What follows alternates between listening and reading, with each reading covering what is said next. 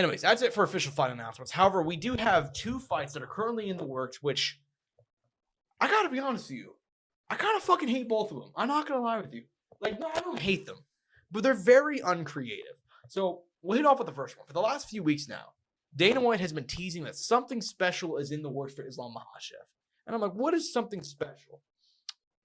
Because, I mean, we've already seen him fight the featherweight champion twice. I mean, now it's Ilia Topuria. Could you imagine they do Habib versus Islam? Yeah, or that's what the way Dana was hyping it up. Like, he said it's going to be something crazy. Is fucking Conor coming back, man? Like, what are we doing? Nate Diaz? Yeah, like, exactly. Are we doing a big star moment? Like, what's the deal here? You've already seen him fight the featherweight champion twice. They're not just going to redo that again, right?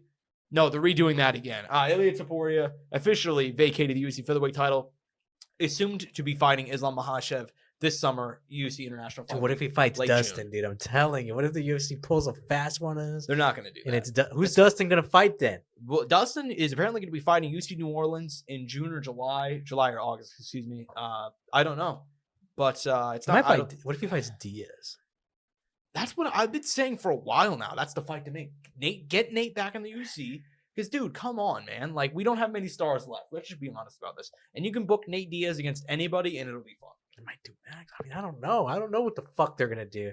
I don't know. I don't know what they're going to do with Dustin. But for the lightweight champion Islam Makhachev, Ilia Topuria seems to be next. What do you make about that being the super fight, the special thing that Dana said? It's big. It's cool. But, I mean, like, I don't know. I mean, if it happens, I'm not going to be pissed. Yeah. I'm not going to be mad about it. It just feels kind of uncreative, you know? Like Dana has been hyping this up for weeks. And then the whole time I was like, well, the automatic thing, like I would assume, would be Ilia Topuria, but that just seems too uncreative. If you're doing something special, they're not just going to redo the thing they just did by having him fight the featherweight champion. But apparently that's it. Like that is literally what they're going to do. But that's not the one I have the bigger issue with. The one I have a bigger issue with, Merab Dvalishvili versus Sean O'Malley 2, official for later this year. I have a question though. What other fight would you do besides like who would you give Merab? Well, I mean, if you're going based on the merits, I mean, probably Petr Yan. Like, look, I mean, you could do it. He already, but here's my thought process, right?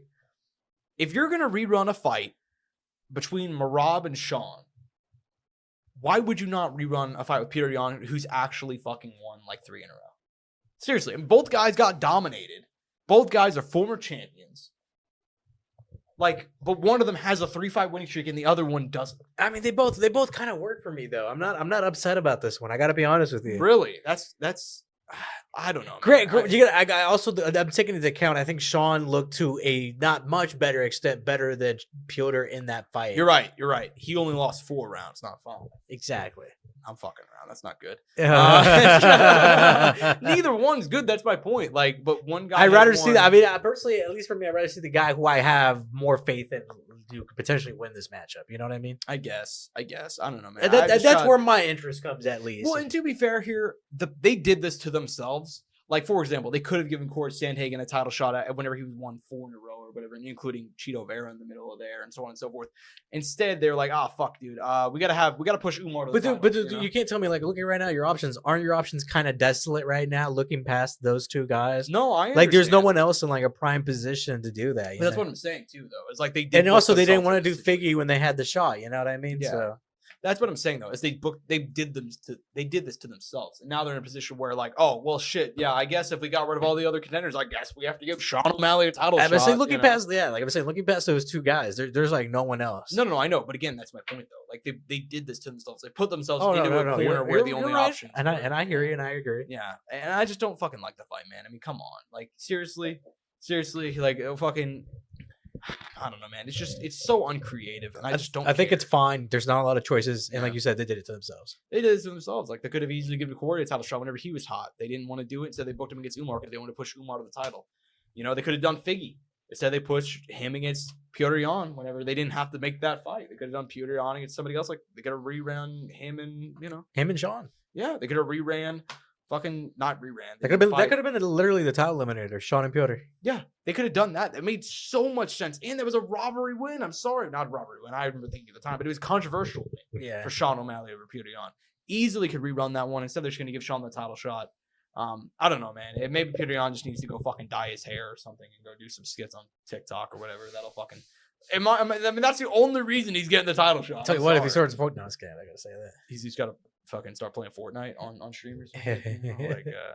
Anyways, man. Yeah, I just don't like gambling on stake. yeah, dude. Maybe if he gambled on stake and was like friends with Drake or something, maybe Piotr Jan could get a fucking title shot. Sorry, dude. I know you've won 3 fights in a row, but we're gonna give Sean O'Malley another title shot. My bad. Dude, I'd even take fucking a Pantoja versus Dvalishvili, something creative, you know? Like, I'm just saying. It's not a bad choice. I don't know, man. I just Brandon Moreno title shot at 135, dude. Merab versus dude. At this point, like, I don't know. I just have negative interest in seeing Merab versus Sean O'Malley. That's just me though. I didn't enjoy their first fight.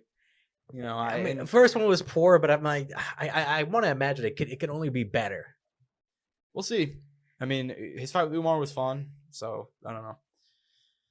Anything else you have to say about these fight announcements that we've gone over? No, I mean, it was a lot of them. They're good. I mean, and hopefully we can start heading in a positive direction for some of these divisions, man. Fair enough. Yeah, because I mean, even at least Dontel Mays isn't ranked anymore at Alhamdulillah. Yeah, man. Fucking thank God.